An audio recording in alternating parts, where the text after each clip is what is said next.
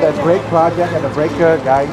So we want to learn more about this project and the construction, where we are right now, where we will be in the very near future. So I would like to introduce our management team, and Mr. Ben here, Mr. John can kind of take over and show it. We're out in front of Breakers. This is the historic hotel right here. This is the turn-in. You can see we're covered in scaffold and visqueen right now as we finish the exterior of the building. Most of the windows are already in. The elevators will then allow us to drop our hoist as well as our trash chute. That allows us to close up our building. So that's kind of where we're headed to first, is getting the building waterproof from standing out here perspective.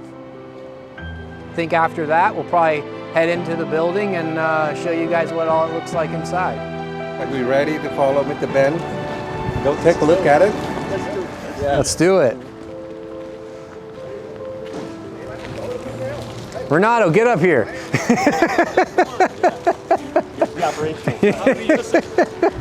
No, we're kumbaya at this, buddy. You've done this one or more, two more, maybe 10 more times than I have. Right now we're standing in the lobby area. This is where you'll check in when you arrive at our hotel. After that, you could either head over here to all-day dining, which is back this way, jazz clubs through those doors, concierge is behind us, and the whole wall behind the folks in front of me is all going to be demolished so that we have more natural light in here. A little dark right now, as you might be able to tell. So we're in the lobby where the guests will enter. Check-in counters over here. It's all historic ceilings and walls. Behind you will have more natural light coming in. The walls behind you will be demolished. So we'll have bright sun on my face in the future. Back over in this direction is all-day dining. And then over here is the jazz club. So as you enter, you get to see all the extra spaces that you'll be enjoying throughout your stay. So now we're walking through the lobby and into the jazz club. The jazz club's back over this way. All-day dining is here. This is the lobby of the Breakers Hotel. So we're almost to the jazz club. We got the lobby bar over here, and our all-day dining is still in this location. So you'll be entering this way into, it's either going to be red or green. It's up to people beyond me to decide what our color palette will be. But that's going to be in this space over this way. Yeah, so that's what I'm used to doing, because that's how we always do it in new construction. On this job, with it being a historical remodel, we actually build it from the top down in most instances. So the top guest room is the 12th floor, but we'll be starting on the 11th because the plumbing from the sky bar and the top floors goes into floor 12. So that'll slow us down on floor 12. Floor 11 is where we're gonna start. That's where we're gonna pick up our speed and then go down to 10, 9, 8, 7, 6, down to floor 3. As we're doing that, we'll be building out our public spaces. My assumption's probably that the lobby is going to be the last thing that you see built. Every hotel I've ever done, that's how it always works. There's a lot of difficulty, intricacies, and there's 10 subcontractors that need to get into one room at the same time. So that's probably how it'll all come together. A lot of that will also depend on how the building encloses. We have currently, the southwest corner has a lot of windows open. So those windows are scheduled to be installed in the next 2 months, which coincides and should work well with our elevator schedule. What is that schedule for those subcontractors to go into the project? At what area, what stage? Right now, in a week and a half from today, the electrician's supposed to start doing all of the conduit roughing on the room floors. So that'll start in a week and a half. You'll notice as we walk around, the sprinkler lines are pretty much roughed in. Other than that, it's a little bit of mechanical work, but the electrician has the most work to do right now to catch up with the status of the rest of the project. In terms of the size of the building right now, and looking at electrical, I mean, how many electricians, how large is the electrician team right now to go in and do all this wiring work? Yeah, for the electricians to catch up, they're going to need about 30 of the, at peak, we'll be at 150 to 200, but at the beginning, we'll probably be closer to 40 or 50, and I expect half of those almost to be electricians. That'll always be a fun dance. Electricians are sometimes, they like to be a little more difficult than other contractors sometimes. So we'll be working through those kinks with our contractor, but that's just part of the game. Yeah, that's great. We're looking at the schedule for the construction from where we are right now to where the completion is, you know, and it have to be, tell us about the schedule for the construction. Yeah, so it is aggressive. Right? It's pretty aggressive. It's doable because what we're trying to do, scheduling's all about work releasing work. So a lot of people like to say, I can't start because so-and-so's not done. All right, fine. Well, what can you start on? Because I know you can do something. And that's where we really get smarter, is a lot of contractors just don't want to start something until everyone's out of their way. Well, we're not going to be able to do that here. So we're going to have to do a lot of finish to start relationships, start to start relationships where you do different scheduling applications so that everyone's not just sitting on their hands waiting on the person in front of them to be finished. I just need that little bit done so that then I can do some things while you finish. That's the massaging that we're going to be going through over the next month or so. So in terms of looking at the construction schedule, right, it will be packed. Can you get can you share with us like how many workers, how many subcontractors, and how many people that, you know, from different subcontractors that on a monthly basis that come and work on this project right now? Yeah, we have about 5 contractors direct to us as the owner. One of those is the general contractor, because we have low voltage and IT and FF&E and some things to us. But the general contractor will have about 30 to 40 subcontractors. Of those, there'll be anywhere from 150 to 200 personnel on the job site. I would expect to hit those numbers at about 2 months into the job.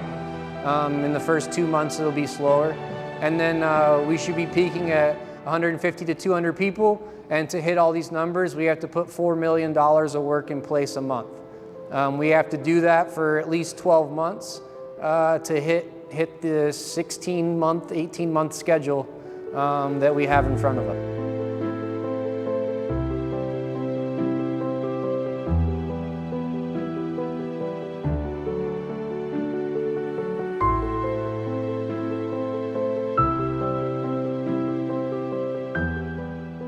So you can see we're on level 12 right now, walking through the corridor. And when I said we're at 40% complete, that's because that's based on our, like a TI budget, tenant improvement. But we already had this whole building here. So the actual building's probably closer to 70% complete. You can see all the framings in, ducts are in, sprinkler lines. So we've probably only got about 30% of ground up construction left to do, if that makes sense. Copy New York. We're currently standing in the Sky Room right now. It's probably the most historic piece of this building, I would think. It's going to be a great venue for weddings, any business functions, and it's got wraparound views of Long Beach, 360. So I don't think there's any other place in Long Beach that offers you this, especially with the elegance factor that we have. You know, as we mentioned about the construction for, you know, brick and metal frame, concrete framing versus the you know, wood frame construction, and how expensive this type of construction should be. Where we looking at like Pacific Northwest Seattle, the wood frame construction cost below $280 per square feet, but that where, you know, with this type of structure, with this kind of construction, it could go up to, you know, 3 times more in terms of the cost, right? Easily. Yeah, brand new construction, it's way more expensive to do concrete for sure. That's one thing we're lucky about, is this building's been here for almost 100 years and withstood tons and tons of earthquakes because of the way it was constructed originally with the concrete. Additionally, you'll see around you this black stuff on the walls is FRP, it's adding additional structure to our building. So we've done improvements as well on top of what we had. So it'll be here a long time. Already has been. And with this kind of structure right now, I mean, like with the new building code, the build concrete and steel, would they be a strong this structure here? I don't think you can build this, or the cost, or even the materials at this point anyway. Yeah. It just wouldn't be possible. Yeah, you'd have to, especially in this marketplace right now, you'd lose a lot of the wow factor that this building has for sure. Like John said, they don't do them like this anymore. I mean, the wood frame buildings, you can't span certain sizes. I mean, they've gotten a lot better over the past few years, but as you go upstairs and even downstairs, some of the ceiling spaces and intricacies of the designs are definitely unique. It's definitely a strong building, and the way that that's being built, yeah. Yeah. You want to go upstairs and check out the Cirrus Lounge? Sure. It's fancy. There we go. I have events up here 24/7. And then there's also a rooftop space that you'll access through glass doors. That's all exterior, no noise ordinances. So this is going to be a pretty big party spot up here. There's no places like this in Long Beach to have events that you can have outside space. So it's definitely, I know I've used the word a few times, but it's definitely unique as well. So tell us about the schedule for the construction side. That we're looking at the number of workers and subcontractors coming to the project and working every single month. And we also mentioned about working from down up, which is the lobby up, and we working from the top down in terms of finished work. Yes, sir. Yeah. Yeah, we'll be starting on 11 and working our way down. The space up here will probably be like the lobby and trail the rest of the guest rooms. And then a lot of the productivity of this space is going to be contingent on access to it as well. So getting material up here and things like that will be things that we have to work through. But as you can see, we've gotten steel up here already, and that's the heaviest stuff. So after that, it's just boxes of pavers and boxes of this and that. So all of that will start progressing in the first few months. Right. So with the challenging of the material and worker we experience right now, how is the company dealing with that? One of the benefits we had was, since we started the job and paused it, was we got to weed out, if you will, less competent contractors and contractors that weren't able to stay in the marketplace through COVID. So positives and negatives to COVID. One of the positives is there were a lot of fake contractors in the market that got weeded out. They just weren't able to hang around.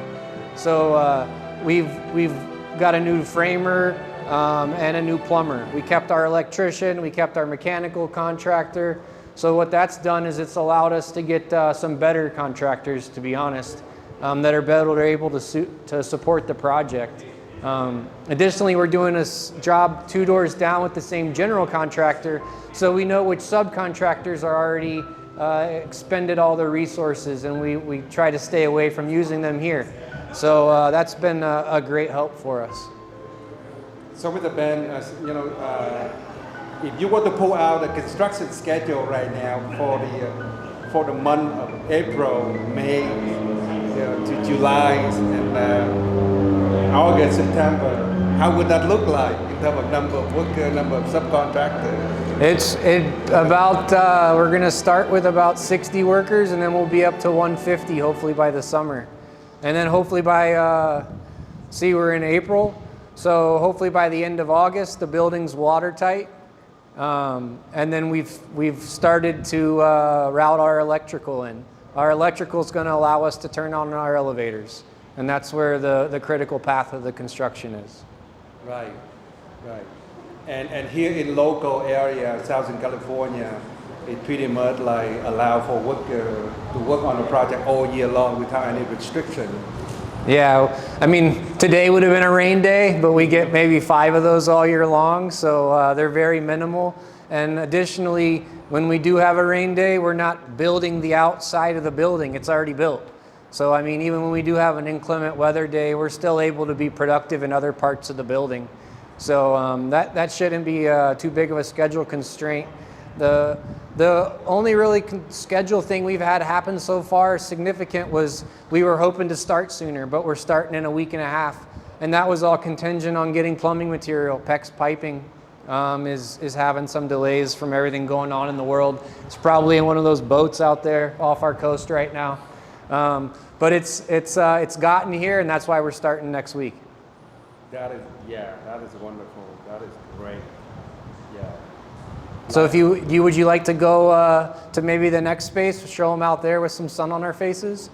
Yeah, let's do that. All right. Here in Southern California, right? There you go. Where the rest of the world wants to leave. Yeah. Right. That's why I left North Carolina. Yeah, and we mentioned about the success of the project, success of the development, success of the entitlement, success of the construction.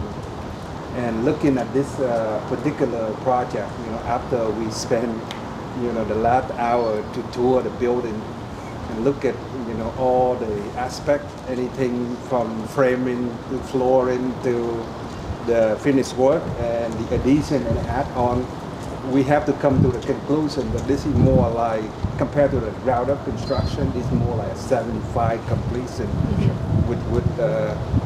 Ben, would you agree with that? Yeah, I agree. Yeah. It's definitely different than new construction. Right. And the amount of work schedule and the subcontractor, the schedule to come into the project, the greater amount. And so we mentioned about the pulling out the construction schedule right now and looking the month of April, May, June, July, August, September. Can you kind of share with us, what that looked like? Yeah. So those first 6 months are going to be key, getting us ramped up. I kind of touched on it, but the electrical is going to be the critical component of it all, so that we can power our elevators when they arrive. That allows us to button up the outside, get rid of our hoists, get rid of our trash chute, get rid of scaffolding around the perimeter.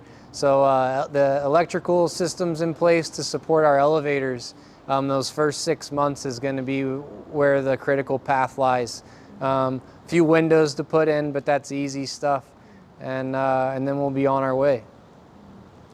Yeah, and so I mentioned that's pretty impressive construction schedule, right?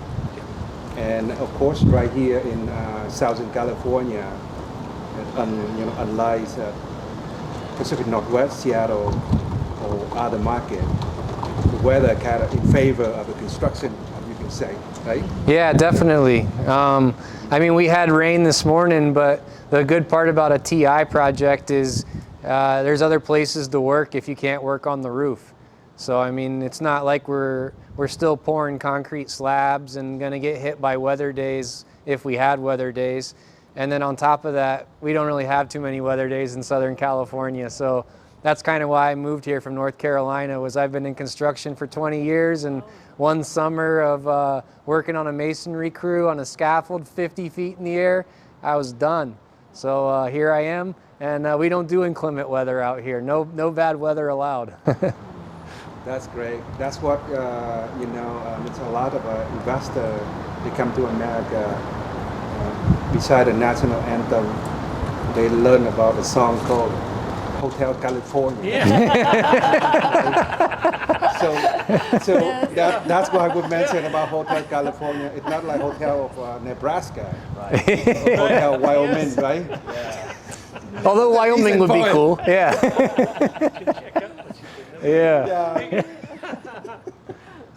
Yeah, it's so famous that the Eagles, they sang that song back in the 70s, and they still sing it now. Yeah. This is definitely a good hotel. It's a great construction schedule.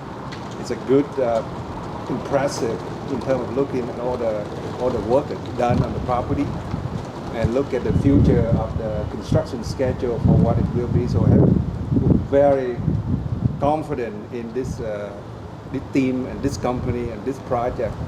Get to the finish line. That's where all of us wanted to see. So we really appreciate the team, taking the time, from your busy schedule today to show us and to us all this. We look forward to welcoming all our new investors here. Mr. David, any questions? No, it's a great deal. I think the construction team have it. There's no ways I could give any expertise to these guys. They are the experts. So good luck, guys, and keep us posted, please. Thank you. Thank you. Evelyn? This is a great project, and I just feel so honored to be even invited to this site. And then thank you so much for, turning us around and show us all this beautiful, progress. We look forward to seeing the final result. Oh, thank you all. Thank you. Yes. Thank you very much. Jeb, what is your feedback about this? Oh, it's a great remodel project, and you guys got a head start with the shell, so construction's moving along fast, and yeah, it's a beautiful site. Yeah, and then of course we wanted to know about the money man in terms of how do we fund the project and pay for all the workers. Are we gonna have the aggressive construction schedule? It's also involved heavily in financing and payroll, right? Yeah, so we have in place again $94 million of financing that will allow us to construct the project. We have another $10 million coming from the historical tax credit. And so we have almost the entire amount needed to complete the project from here until 2023. The EB5 money will be used to actually repatriate some of our capital that we already invested. Because at the end of the project, without repatriating capital, we'll be in for $95 million of our money that we would like to actually repatriate so we can do more projects. That's our intention. That's what we're doing also with the other units. So money is there, the project is there. We're not stopping for any reason whatsoever. Included the weather. I need to have somebody staying in this hotel October 1st, 2023. That's the goal. So, That is excited. That is excited. and I'll be at the bar. Yeah. Now, Mr. Ben mentioned about the monthly expense payout. How do we looking at that in terms of take care, It's already allocated. allocated? It's already allocated from the lender. Yes, the lender, the money from the lender is fully funded. Right. So that's why we were hoping to start even earlier, because the money is sitting there. Right. Yeah. So And we do pay out substantial amount of money every single month Yes. yeah, to our It's a $4 workers. million a month run. yeah. Ben mentioned about $4 million a month. That maybe the $4 million price tag will probably come 2 or 3 months down the line. It will be built up to that, and it will be pretty consistent every month until we get to completion. Then there's going to be a pause, and then the last money coming in, the last largest expenditure will be FF&Es and OS&E. So towards the end of the construction, there will be another $6 or $7 million within the last 2 months of construction just for that. That is great. That is great, strong. Yeah. Mr. John, any feedback that you want our investors to know? It's a beautiful project. We're super excited about partnership with you guys. Anybody coming in, can't wait for people to come and visit our hotel and have a cocktail with us. That is great. That's what we all looking for, right? Yeah. It called win-win transaction. Exactly. Yeah. Win-win transaction is win-win life. Yeah. Amen. That's great. Thank you, everybody. Thank you. And thank you to the camera guys. Yeah, thank you guys. Spielberg.